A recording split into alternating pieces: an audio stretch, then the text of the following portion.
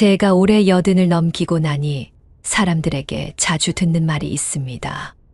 선생님, 그래도 건강하시네요. 그런데 속으로는 이런 생각이 들곤 합니다. 정말 그럴까? 내가 진짜 괜찮은 걸까?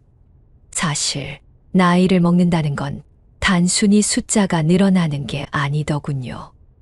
몸의 변화를 매일 느끼고 친구와 지인들이 하나둘 떠나는 현실을 마주하며 마음속에 두려움이 자꾸 커져갑니다. 저는 솔직히 말씀드리자면 60대 때까지만 해도 나도 아직 젊다는 생각을 했습니다. 아침마다 등산도 다니고 지인들과 술자리도 자주 가졌죠. 하지만 70을 넘기자 달라졌습니다. 계단 몇 층만 올라가도 숨이 차고 좋아하던 음식이 소화가 잘 안 되더군요. 그리고 80이 되고 보니 제가 미처 생각지 못했던 두려움들이 하나씩 모습을 드러냈습니다. 여러분도 언젠가 겪게 될 겁니다. 제가 지금 말씀드리는 이 두려움이 단순한 걱정이 아니라 현실이 되어 눈앞에 다가옵니다. 만약 아무 대비도 하지 않고 그저 세월에 맡겨버린다면 남은 인생은 불안과 후회 속에서 흘러갈 수밖에 없습니다. 저는 오늘 그 이야기를 나누고 싶습니다. 사실 저는 큰 실수를 한 적이 있습니다. 65세가 되던 해, 노후 준비는 아직 멀었다며 대수롭지 않게 넘겼던 적이 있었죠. 연금도 대충이고 건강검진도 몇 년씩 미뤘습니다. 돈보다는 지금 즐겁게 사는 게 중요하다고 생각했으니까요. 그런데 그 방심이 저를 한순간에 나락으로 끌고 갈 뻔했습니다. 지병이 갑자기 악화되어 병원에 한 달 넘게 입원했던 적이 있었습니다. 그때 깨달았습니다. 아, 나도 이제는 언젠가 갑자기 무너질 수 있구나. 그 경험이 저를 바꿔 놓았습니다. 오늘 제가 드릴 말씀은 단순히 겁을 주려는 게 아닙니다. 제가 직접 겪은 일, 그리고 제 주변 80대 친구들이 모두 공통적으로 느끼는 두려움 5가지를 솔직하게 말씀드리려는 겁니다. 그 안에는 여러분이 앞으로 반드시 대비해야 할 지혜가 숨어 있습니다. 만약 지금부터라도 조금씩 준비한다면 여러분의 80대는 훨씬 더 편안하고 의미 있는 시간이 될 수 있습니다. 제가 살아보니 결국 인생에서 가장 중요한 건 마지막 20년을 어떻게 보내느냐였습니다. 그 시간이 행복해야 그동안의 고생과 수고가 빛나더군요. 그러니 오늘 이 영상을 끝까지 보시면 아마 여러분도 지금부터 이렇게 해야겠다라는 확실한 방향을 얻으실 겁니다. 후반부에는 제가 가장 아끼는 절대 놓쳐서는 안 될 마지막 조언도 준비해 두었습니다. 저는 그걸 내 인생을 바꾼 한마디라고 부릅니다. 혹시 지금 마음 한구석에 이런 생각이 드실 겁니다. 나는 아직 괜찮아. 그런 두려움은 80대쯤 가서나 생기겠지. 하지만 제가 단언합니다. 준비하지 않은 사람은 반드시 후회합니다. 저도 제 친구들도 모두 똑같았습니다. 여러분만은 같은 실수를 반복하지 않기를 바랍니다. 여러분, 제가 앞으로 말씀드릴 5가지 두려움은 절대 먼 이야기가 아닙니다. 바로 내일, 아니 오늘 저녁에도 여러분이 느낄 수 있는 이야기들입니다. 그래서 지금부터 드리는 이야기를 놓치지 마시고 마지막까지 함께해 주시길 부탁드립니다. 제가 80이 되고 처음으로 깊이 느낀 두려움, 바로 건강의 급격한 무너짐이었습니다. 예전에는 감기가 와도 금방 나았고 몸살이 와도 하루 이틀 쉬면 괜찮아졌습니다. 그런데 이제는 다릅니다. 한 번 아프면 몇 주가 가고 작은 염증이 큰 병으로 번지기도 하죠. 제 친구 박노인네 이야기를 해드리겠습니다. 저보다 2살 많은 형님인데 평생 술, 담배를 즐기며 나는 튼튼한 체질이라 괜찮다 하셨던 분입니다. 그런데 78세 되던 해 작은 기침이 낫지를 않아 병원에 갔더니 폐렴이었고 결국 몇 달 동안 병원 신세를 졌습니다. 그 일이 있고 난 뒤로 지금은 외출조차 두려워하며 하루 대부분을 집에서 보내고 있습니다. 건강 하나가 무너지자 삶 전체가 움츠러든 겁니다. 저 역시 비슷한 경험을 했습니다. 72세 무렵 계단에서 발을 헛디뎌 크게 넘어졌는데 예전 같으면 그냥 멍 하나로 끝났을 일이 뼈 골절로 이어졌습니다. 깁스를 한 채 석 달을 집안에서만 보내야 했죠. 그 기간 동안 얼마나 우울했는지 모릅니다. 몸이 아픈 것보다 더 힘든 건 마음이 금세 무너진다는 겁니다. 나는 이제 아무것도 못하는구나 라는 절망감이 하루 종일 따라다녔습니다. 여러분, 그래서 저는 말씀드리고 싶습니다. 80대가 되면 건강은 지켜지는 것이 아니라 붙잡아야 하는 것입니다. 그냥 두면 빠져나갑니다. 단순히 오래 사는 게 중요한 게 아니라 스스로 걷고 움직이고 먹을 수 있는 생활 건강을 지키는 게 더 중요합니다. 제가 작은 습관 하나를 바꾼 뒤로 큰 도움을 받은 경험이 있습니다. 아침에 일어나면 무조건 물 한 잔을 마시고 창문을 열어 환기하면서 가볍게 제자리 걸음을 하는 겁니다. 10분 정도 몸을 풀고 나면 그날 하루가 훨씬 덜 힘들었습니다. 작은 습관이지만 꾸준히 하니 체력이 눈에 띄게 좋아졌습니다. 건강은 결국 큰 노력이 아니라 작은 생활 습관에서 갈립니다. 제 친구 중에는 매일 아침마다 동네 공원을 돌며 가볍게 걷는 분이 있는데 그분은 아직도 허리가 꼿꼿하고 계단 오르는데 큰 불편이 없습니다. 반대로 귀찮다며 누워 지내는 친구들은 다리가 약해져서 몇 년 사이에 지팡이를 짚게 되었습니다. 제가 여기서 꼭 드리고 싶은 말씀은 건강은 빼앗기는 순간 되돌리기 어렵다는 겁니다. 그러니 지금부터라도 내가 지킬 수 있는 작은 습관을 하나 정해서 매일 실천하시길 권합니다. 그것이 10년 뒤에 여러분을 완전히 다르게 만들어줄 겁니다.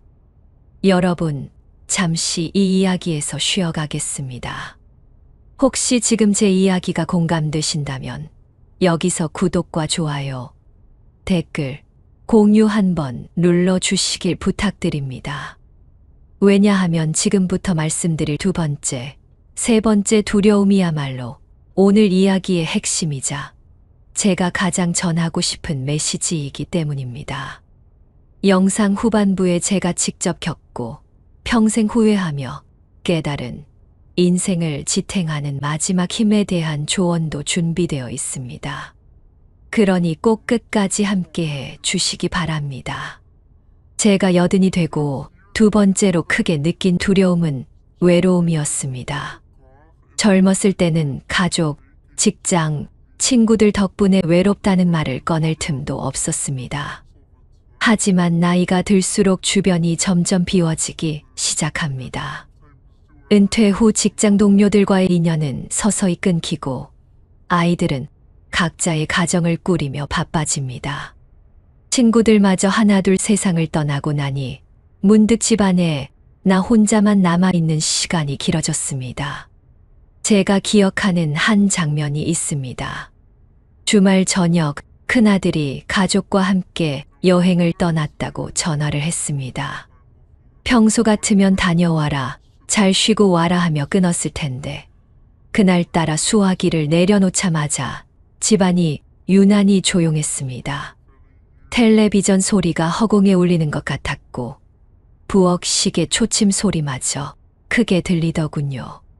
그날 처음으로 이제 나는 혼자구나라는 외로움이 가슴 깊이 파고들었습니다. 친구 김 선생님의 이야기도 있습니다. 평생 교사로 지내며 제자들도 많고 은퇴 후에도 모임을 꾸준히 하던 분이었는데 부인이 세상을 떠난 뒤로 성격이 완전히 달라졌습니다. 사람 만나는 걸 귀찮아하며 집에만 틀어박히더니 결국 건강도 급격히 나빠졌습니다. 저는 그분을 보며 깨달았습니다.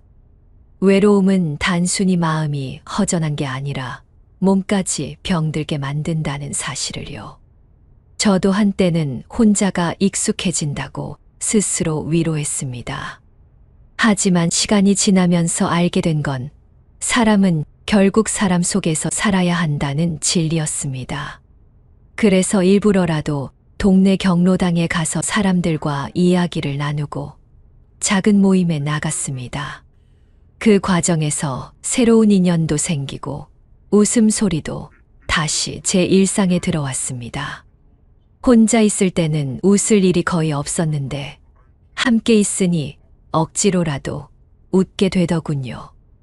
여러분, 외로움은 80대가 되면 누구도 피하기 어렵습니다.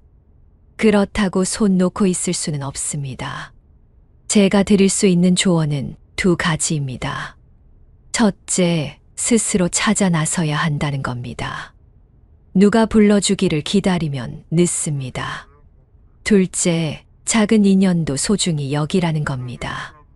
슈퍼에서 마주치는 이웃과 나누는 짧은 인사, 버스에서 옆자리에 앉은 사람과의 짧은 대화, 그런 사소한 순간들이 마음을 덜 외롭게 해줍니다. 저는 요즘 하루에 한 번씩은 누군가와 꼭 안부를 나누려고 합니다.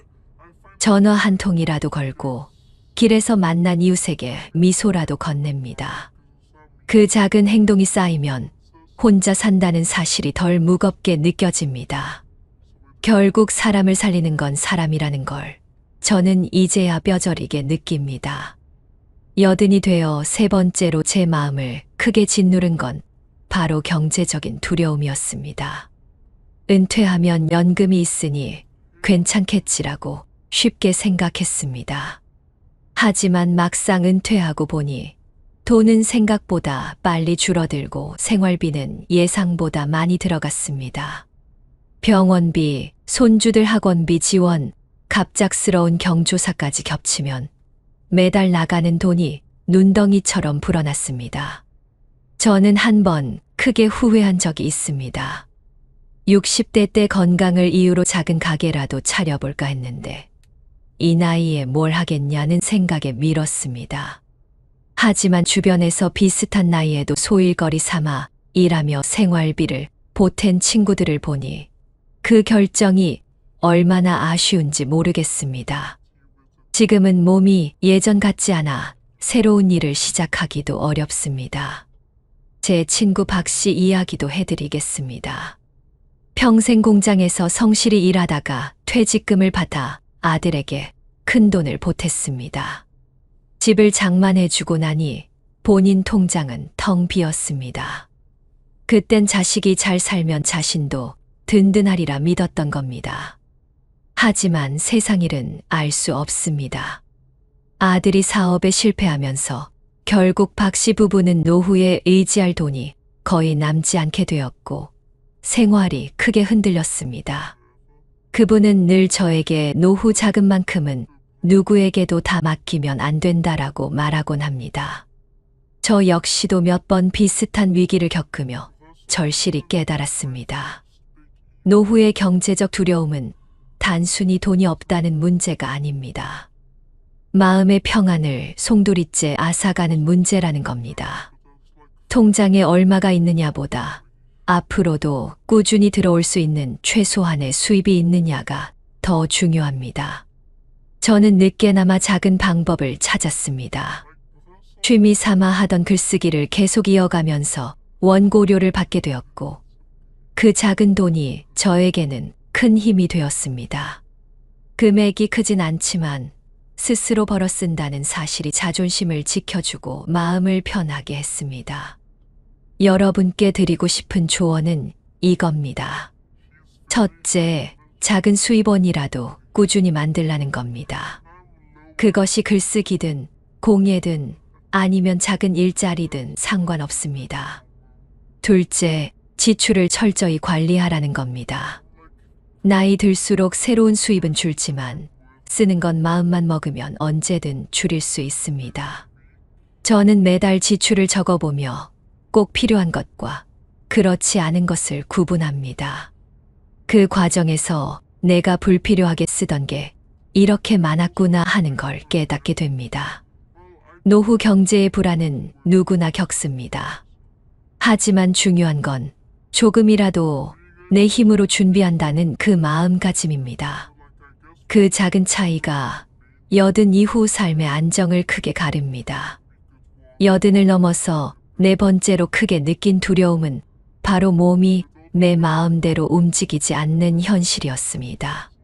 70대까지만 해도 나는 그래도 젊은 편이야 하고 스스로 위안했습니다.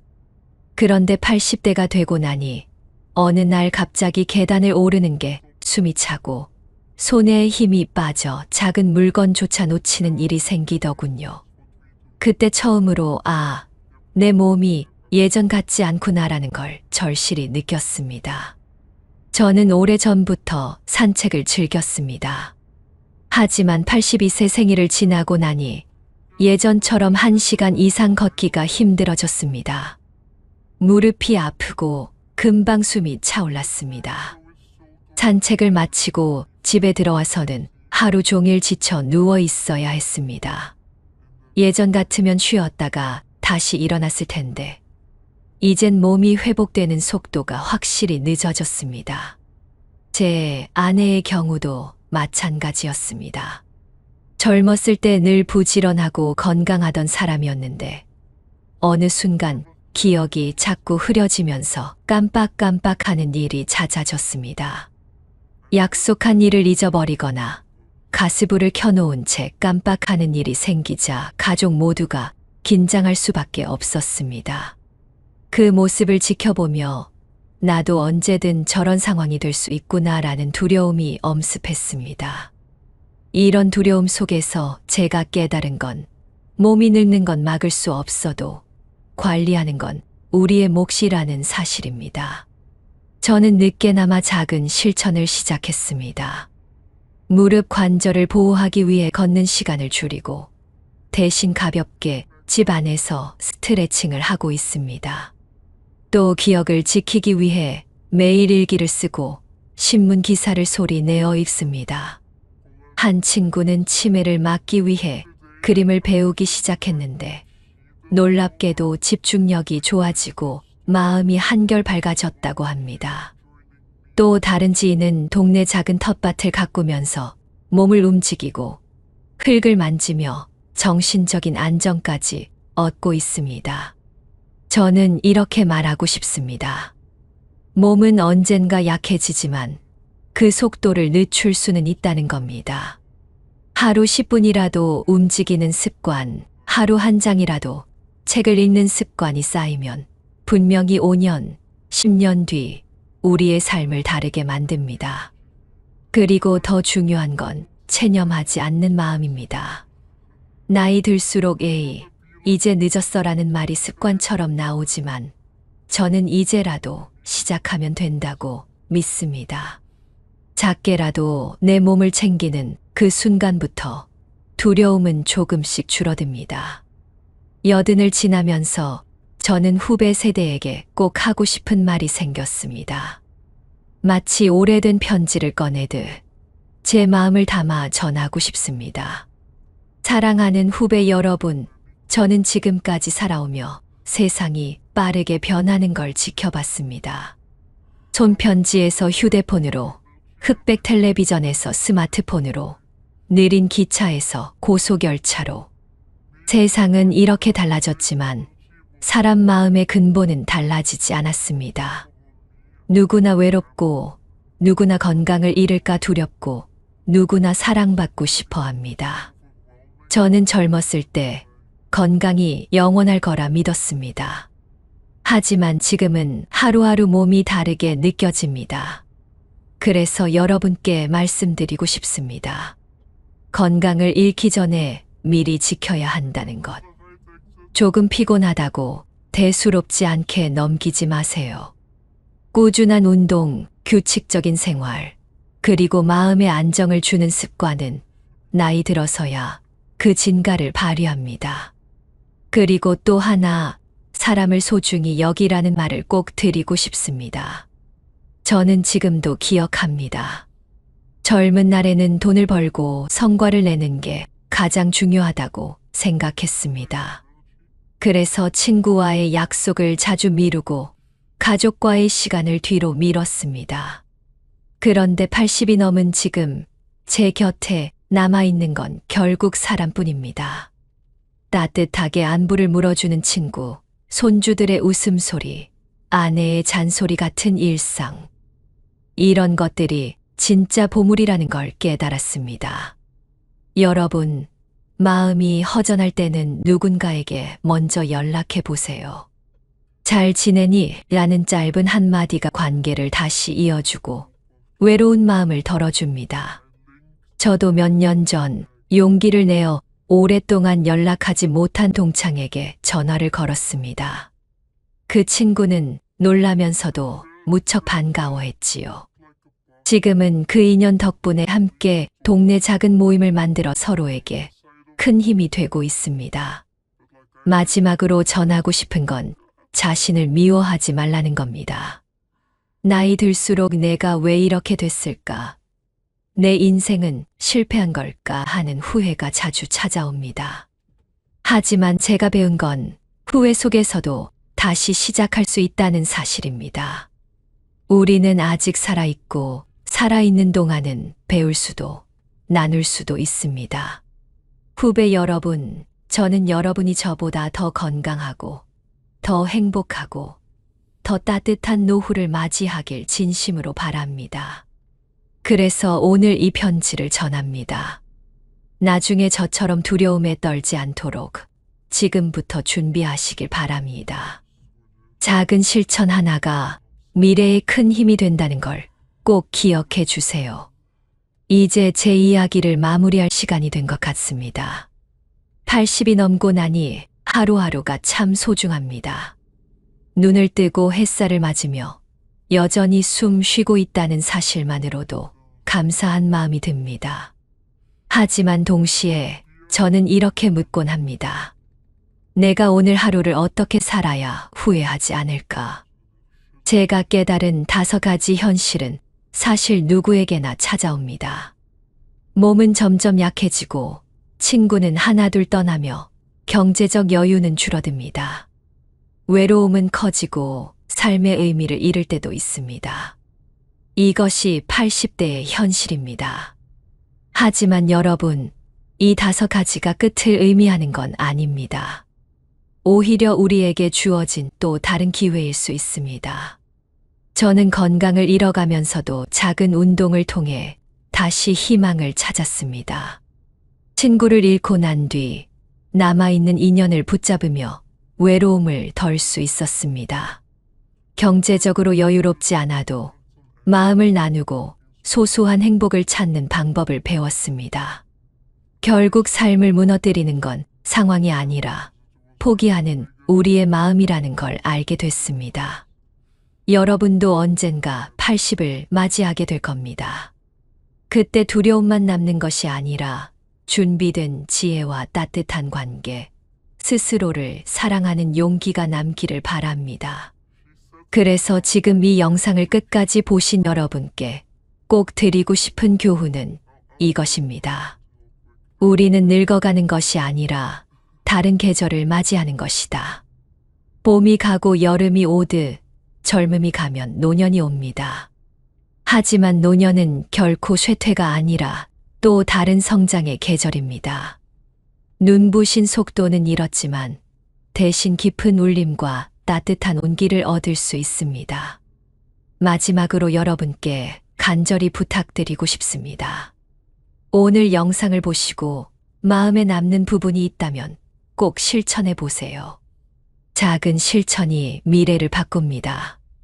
그리고 혼자만 알지 마시고 이 영상을 가족이나 친구에게도 공유해 주세요. 함께 나누면 그 울림은 더 커집니다. 저는 앞으로도 여러분과 같은 길을 걷는 한 사람으로서 진솔한 이야기를 나누고 싶습니다. 혹시 오늘 이야기가 마음에 와 닿으셨다면 구독과 좋아요, 그리고 댓글로 여러분의 생각을 나눠주세요. 그것이 저에게는 큰 힘이 되고 또 다른 이야기로 이어질 수 있는 씨앗이 됩니다. 사랑하는 여러분, 우리에게 남은 날들이 얼마나 길지 알 수는 없습니다. 하지만 분명한 건 남은 날들을 어떻게 채우느냐는 우리의 선택에 달려 있다는 겁니다. 외롭지 않게, 후회하지 않게, 마지막 순간까지 따뜻하게 살아가자는 게 오늘 제가 드리고 싶은 마지막 이야기입니다. 오늘 제 이야기를 들어주셔서 진심으로 감사합니다. 부디 여러분의 내일이 오늘보다 더 평안하고 행복하시길 기도합니다. 여러분, 혹시 이런 걱정해 보신 적 있으세요? 나이가 들수록 인생이 점점 더 힘들어지는 것 같다고요. 젊을 때는 그래도 희망이 있었는데, 이제는 앞으로 뭐가 좋을 게 있을까 싶으시죠? 매일 아침 일어나면 걱정부터 앞서나요? 돈은 부족하고, 몸은 아프고, 자식들은 바빠서 연락도 잘 안 하고, 이웃들과도 어색하고, 친구들도 하나둘 멀어지는 것 같고요. 아, 내 인생 이대로 끝나는 건가 하는 생각이 들 때가 많으시죠? 남들은 다 잘 사는 것 같은데 나만 뒤처진 것 같고요. 만약 이런 걱정과 불안 속에서만 시간을 보내신다면 정말 위험해요. 결국 외롭고 후회만 가득한 채로 남은 인생을 보내게 될 거거든요. 경제적 걱정은 더 커지고 가족들과도 점점 멀어질 거예요. 하지만 걱정하지 마세요. 제가 도와드릴게요. 저는 박경자라고 해요. 경기도 이천에 살고 있고 올해 79세예요. 40년 동안 많은 어르신들의 인생 상담을 해왔어요. 사실 저도 60대까지는 정말 힘들었어요. 매일 밤 잠자리에서 내 인생 왜 이렇게 힘들까라고 생각했거든요. 돈도 부족하고 자식들과도 사이가 좋지 않았어요. 건강도 안 좋았고 친구들도 없었죠. 그런데 지금은 완전히 달라졌어요. 70대 후반인 지금이 제 인생에서 가장 행복한 시간이에요. 돈 걱정도 없고 자식들과 손주들과도 사이가 아주 좋아졌어요. 주변에 좋은 사람들도 많이 생겼고 건강도 좋아졌어요. 어떻게 이런 변화가 가능했을까요? 바로 말년운의 비밀을 알았기 때문이에요. 말년운이 좋은 사람들에게는 5가지 특별한 특징이 있어요. 저도 이 특징들을 하나씩 실천하면서 인생이 180도 바뀌었거든요. 정말 신기한 건 젊을 때 고생을 많이 한 사람일수록 말년운이 더 좋아진다는 거예요. 왜 그럴까요? 그 이유도 오늘 자세히 말씀드릴게요. 이 영상을 끝까지 보시면 여러분도 저처럼 평안하고 행복한 인생 후반을 보낼 수 있을 거예요. 말년운이 점점 좋아지는 사람들의 놀라운 비밀과 반대로 계속 힘들어하는 사람들의 차이점도 생생하게 보여드릴게요. 지금부터 말년운이 좋은 사람들의 5가지 특징을 하나씩 알려드릴 테니까 꼭 끝까지 들어보세요. 여러분의 남은 인생이 정말 달라질 거예요. 먼저 2 사례를 들려드릴게요. 이 차이를 보시면 말년운의 비밀이 무엇인지 확실히 아실 거예요. 첫 번째는 제 이웃에 사는 김순자 할머니 이야기예요. 할머니는 젊을 때 정말 고생을 많이 하셨어요. 남편이 일찍 돌아가셔서 혼자 아이 셋을 키우셨거든요. 장사도 해보고 공장도 다니고 정말 안 해본 일이 없었어요. 그런데 할머니는 힘들어도 절대 불평하지 않으셨어요. 매일 아침 일어나면 거울을 보며 오늘도 잘해보자라고 말씀하셨고 이웃들에게도 항상 웃으며 인사하셨어요. 돈이 없어도 남을 도와주려고 하셨고 나이가 들어서도 새로운 것을 배우려고 하셨어요. 그 결과가 어떻게 됐을까요? 70대가 되니까 정말 놀라운 일들이 일어났어요. 먼저 자식들이 모두 성공했어요. 큰아들은 사업에 성공해서 할머니께 새 집을 사드렸고 딸들도 모두 좋은 남편을 만나 행복하게 살고 있어요. 할머니 자신도 완전히 달라졌어요. 70세에 처음으로 컴퓨터를 배우기 시작하셨는데 지금은 온라인으로 손수건을 만들어 팔고 계세요. 한 달에 200만 원씩 버시거든요. 친구들도 엄청 많아졌고 건강도 20대처럼 좋아졌어요. 지금 할머니는 매일 웃으며 지내세요. 내 인생 중에 지금이 제일 좋다고 말씀하시거든요. 하지만 두 번째 사례는 정말 안타까워요. 같은 동네에 사는 박철수 할아버지 이야기예요. 할아버지도 젊을 때 고생을 많이 하셨어요. 김순자 할머니와 비슷한 상황이었죠.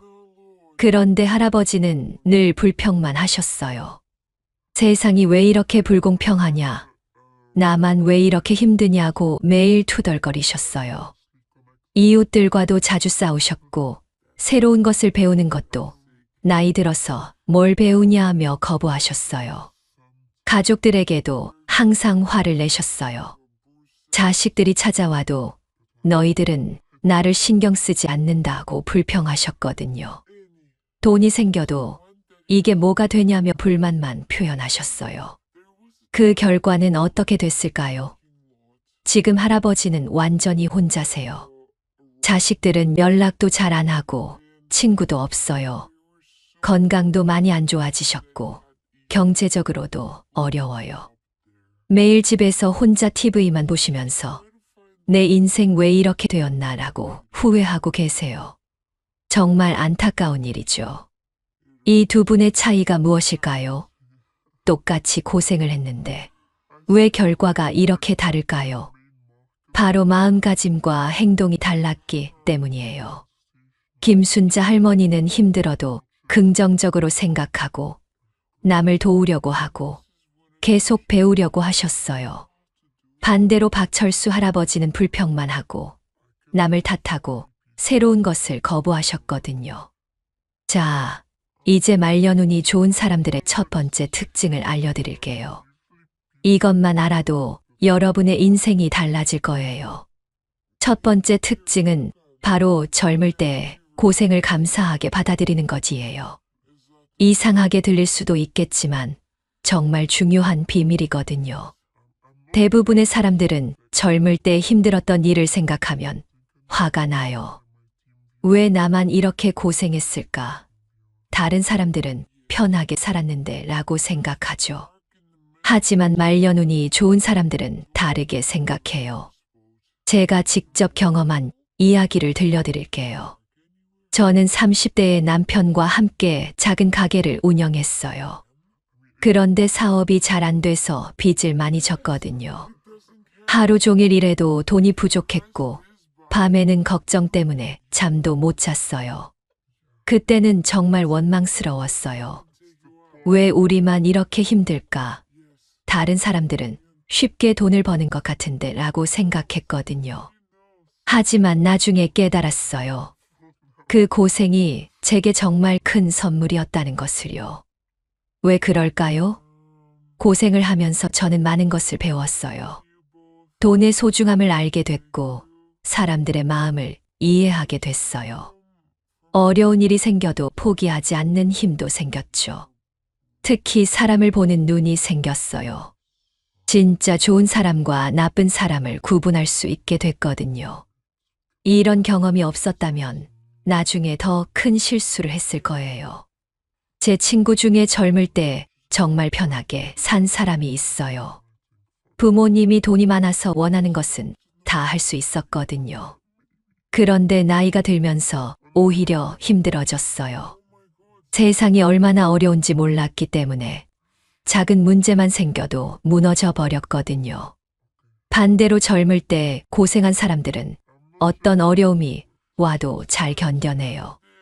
이것보다 더 힘든 일도 겪어봤는데 이 정도는 괜찮다라고 생각하거든요. 그리고 젊을 때 고생한 사람들은 다른 사람의 마음을 잘 이해해요. 힘든 사람을 보면 진심으로 도와주고 싶어 하죠. 그래서 주변에 좋은 사람들이 많이 모여요. 나이가 들어서도 외롭지 않은 거예요. 또 하나 중요한 것은 감사하는 마음이에요. 젊을 때 고생한 사람들은 작은 것에도 감사할 줄 알아요. 따뜻한 방에서 잠을 잘 수 있는 것, 맛있는 음식을 먹을 수 있는 것, 가족들과 함께 시간을 보낼 수 있는 것. 이런 평범한 일들이 얼마나 소중한지 알거든요. 이런 감사한 마음이 있으면 매일이 행복해져요. 같은 상황이라도 훨씬 밝게 느껴지거든요. 그럼 지금부터 어떻게 해야 할까요? 과거에 힘들었던 일들을 다시 생각해 보세요. 그때 무엇을 배웠는지, 어떤 힘을 얻었는지 찾아보세요. 그리고 그 경험에 감사하다고 마음속으로 말해보세요. 처음에는 어색할 수도 있어요. 하지만 계속하다 보면 정말 신기한 일이 일어날 거예요. 마음이 평안해지고 자신감도 생기고 사람들과의 관계도 좋아질 거예요. 저는 이 방법을 실천한 지 10년이 넘었어요. 정말 많은 것이 변했거든요. 여러분도 꼭 시도해 보세요. 분명히 좋은 결과가 있을 거예요. 두 번째 특징은 긍정적인 말을 하는 습관이에요. 이것은 정말 놀라운 힘이 있어요. 말 한마디가 여러분의 운명을 바꿀 수 있거든요. 제가 실제로 경험한 이야기를 들려드릴게요. 예전에 저는 부정적인 말을 정말 많이 했어요. 아침에 일어나면 오늘도 힘들겠다. 또 무슨 일이 생길까라고 말했거든요. 사람들을 만나면 요즘 세상이 왜 이렇게 어려워졌을까? 나이 들어서 좋을 게 뭐가 있어? 라고 불평했어요. 그런데 어느 날 깨달았어요. 제가 하는 말들이 정말로 현실이 되고 있다는 걸 말이에요. 부정적인 말을 하면 정말 안 좋은 일들이 계속 생겼거든요. 그래서 65세부터 말을 바꾸기 시작했어요. 아침에 일어나면 거울을 보며 오늘도 좋은 일이 생길 거야 라고 말했어요. 사람들을 만나면 요즘 건강해 보이시네요. 오늘 기분이 좋아 보여요 라고 말했거든요. 처음에는 어색했어요. 입에서 자연스럽게 나오지 않았거든요. 하지만 계속 연습했어요. 마치 새로운 언어를 배우는 것처럼 말이에요. 그 결과가 어떻게 됐을까요? 정말 신기한 일들이 일어나기 시작했어요. 먼저 제 기분이 좋아졌어요. 긍정적인 말을 하니까 마음도 밝아졌거든요. 그러니까 하루하루가 즐거워졌어요. 더 놀라운 것은 다른 사람들의 반응이었어요. 사람들이 저를 만나고 싶어 하더라고요. 박 선생님과 이야기하면 기분이 좋아져요. 라고 말하는 사람들이 많아졌어요. 그래서 친구들도 많이 생겼고 좋은 기회들도 자꾸 찾아왔어요. 특히 가족들과의 관계가 완전히 달라졌어요. 예전에는 자식들이 집에 와도 제가 불평만 했거든요. 요즘 연락도 안 하고 나는 신경 쓰지도 않고 라고 말했어요. 그러니까 자식들도 집에 오기 싫어했겠죠. 하지만 긍정적인 말을 하기 시작하면서 달라졌어요. 자식들이 오면 와줘서 고마워.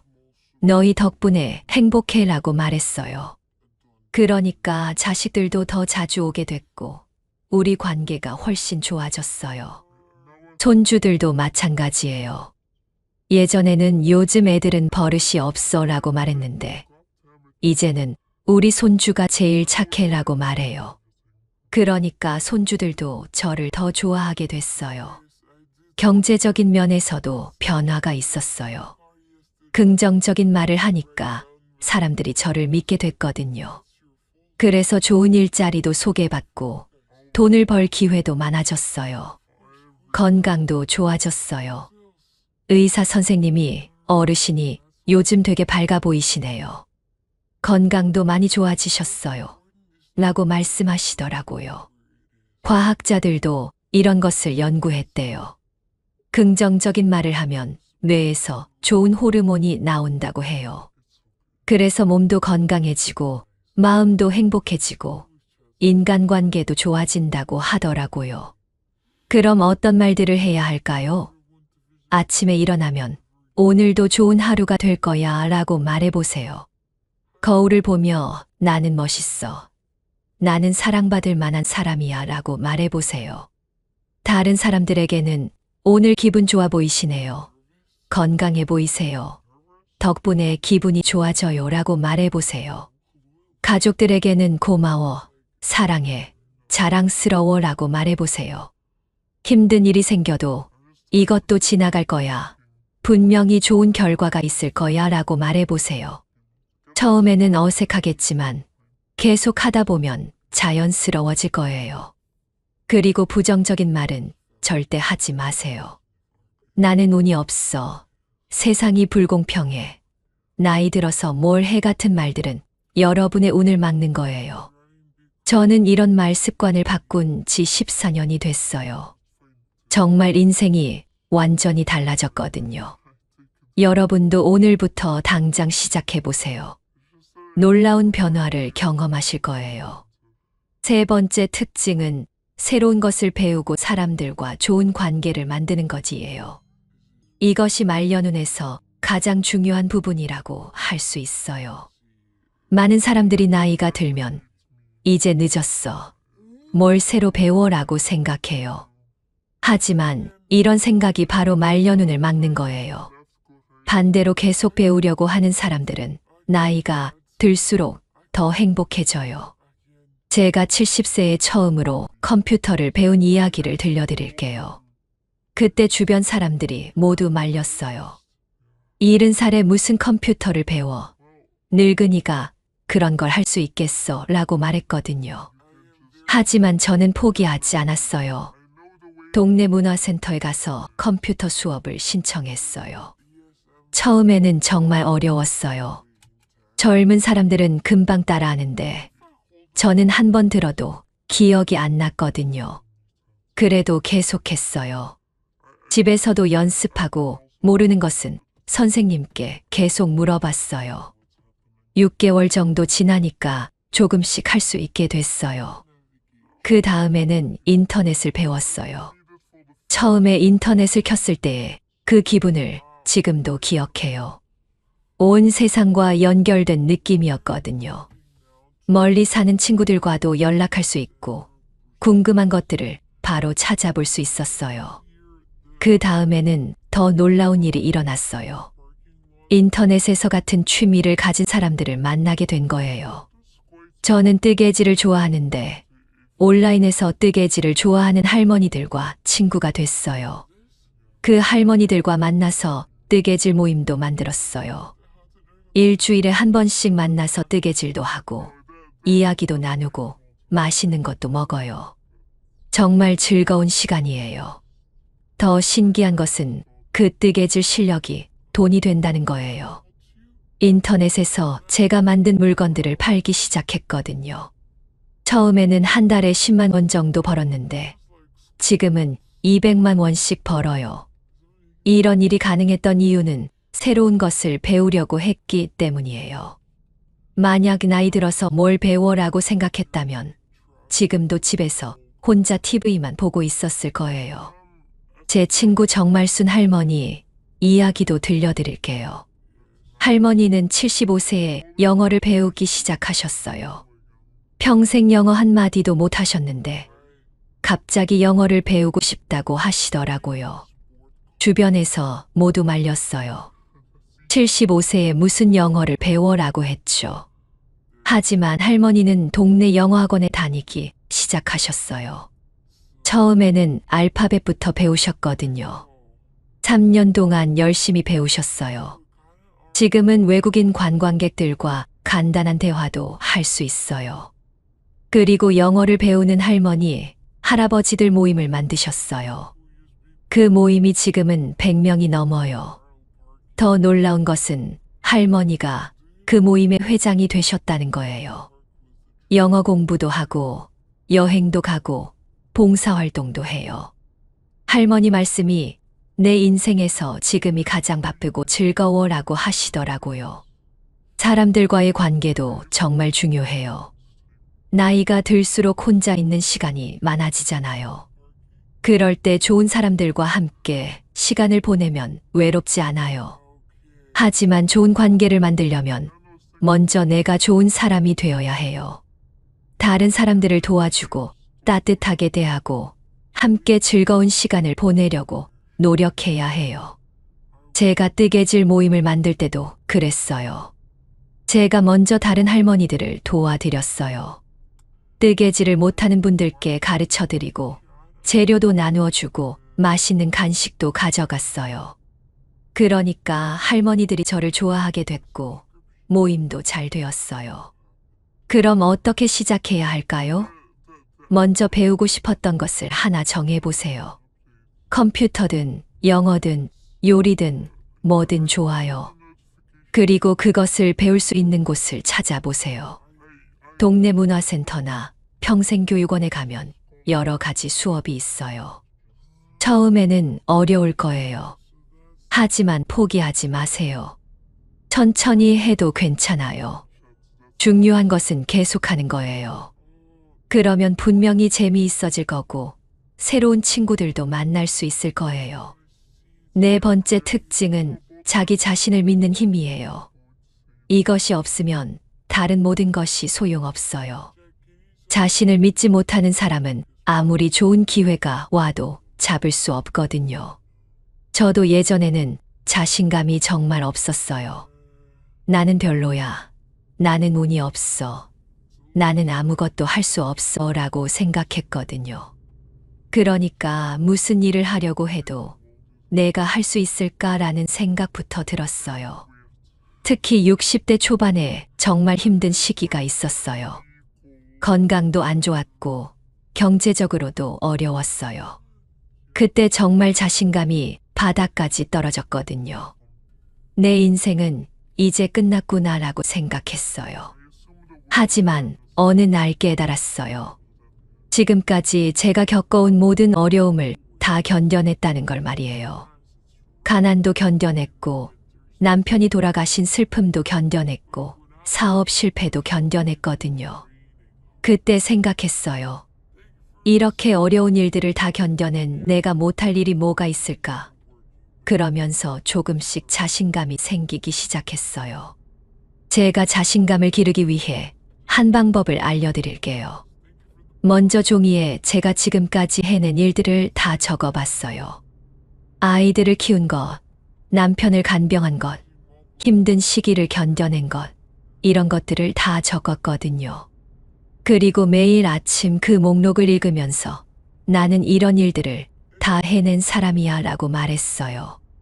처음에는 어색했지만 계속 하다 보니까 정말 자신감이 생겼어요. 또 거울을 보면서 나는 멋진 사람이야. 나는 할 수 있어 라고 말했어요. 이상하게 들릴 수도 있지만 정말 효과가 있었어요. 자신에게 좋은 말을 계속 해주니까 마음이 달라지더라고요. 그리고 작은 성공을 많이 만들었어요. 예를 들어서 오늘은 산책을 30분 하겠다고 정하고 실제로 했어요. 그러면 나는 정한 일을 해내는 사람이야 라고 생각했거든요. 이런 작은 성공들이 쌓이니까 큰 자신감이 됐어요. 제 이웃에 사는 김영희 할머니 이야기도 들려드릴게요. 할머니는 항상 나는 못해, 나는 부족해 라고 말씀하셨어요. 그래서 뭘 하자고 해도 나는 안 돼 라고 하셨거든요. 그런데 할머니 손주가 컴퓨터 게임을 하는 걸 보고 나도 해보고 싶다 하고 하셨어요.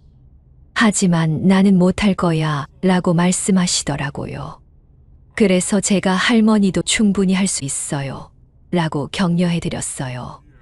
처음에는 정말 어려워하셨어요.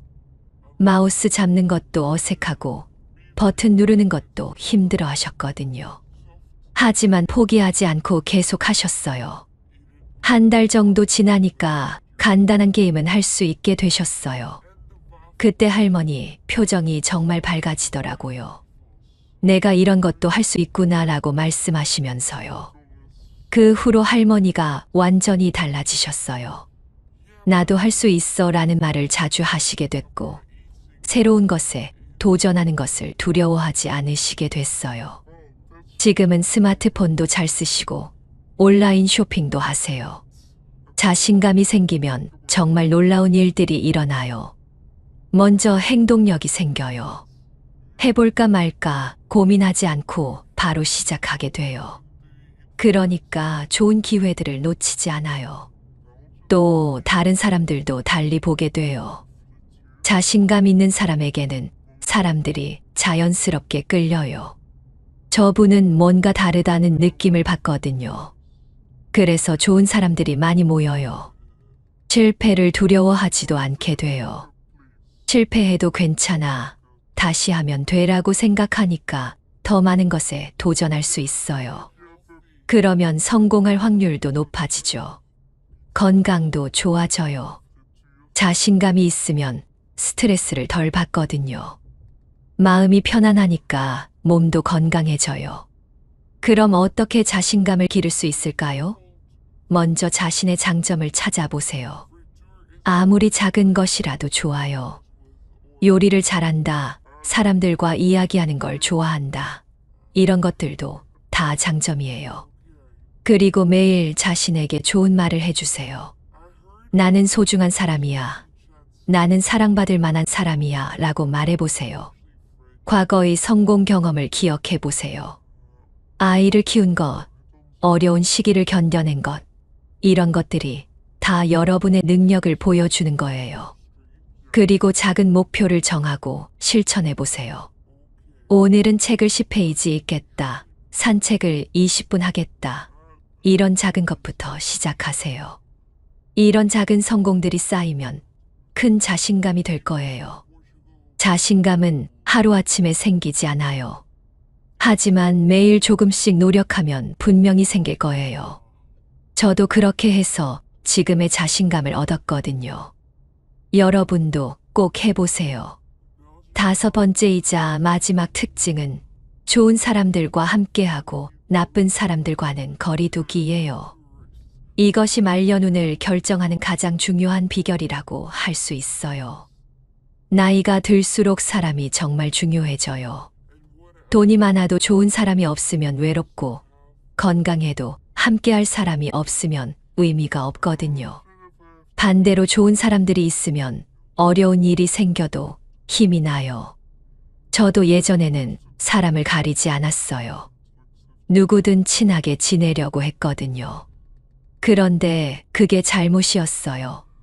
어떤 사람들은 저에게 도움이 되지 않을 뿐만 아니라 오히려 해가 됐거든요. 특히 60대 초반에 정말 힘든 경험을 했어요. 그때 친하게 지내던 사람이 있었는데 그 사람은 항상 불평만 했어요. 만날 때마다 세상이 불공평해. 나는 운이 없어. 모든 게 다 싫어라고 말했거든요. 처음에는 그 사람을 위로해 주려고 했어요. 하지만 시간이 지날수록 저도 우울해지더라고요. 그 사람과 만나고 나면 기분이 안 좋아지고 부정적인 생각이 들었어요. 마치 감기가 옮는 것처럼 나쁜 기운이 전해지는 것 같았어요.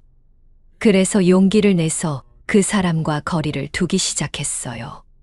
처음에는 미안한 마음이 들었지만 시간이 지나니까 제 마음이 훨씬 편해졌어요.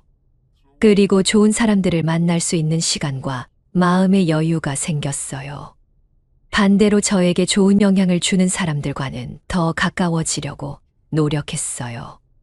긍정적이고 밝은 사람들, 새로운 것을 배우려고 하는 사람들, 다른 사람을 도와주려고 하는 사람들 말이에요. 제 친구 이순희 할머니가 그런 사람이에요. 할머니는 항상 밝고 긍정적이에요. 어려운 일이 생겨도 괜찮아, 다 잘 될 거야 라고 말씀하시거든요. 그리고 다른 사람들을 정말 잘 도와주세요. 할머니와 함께 있으면 저도 기분이 좋아져요. 웃음도 많아지고 새로운 아이디어도 생기고 뭔가 할 수 있다는 자신감도 생겨요. 이런 사람들과 함께 있으면 저절로 좋은 에너지가 생기는 것 같아요. 그리고 이 영상이 도움이 되었다면 구독과 좋아요 꼭 눌러주세요. 여러분 모두 말년운이 활짝 피어나기를 진심으로 기원합니다. 고맙습니다.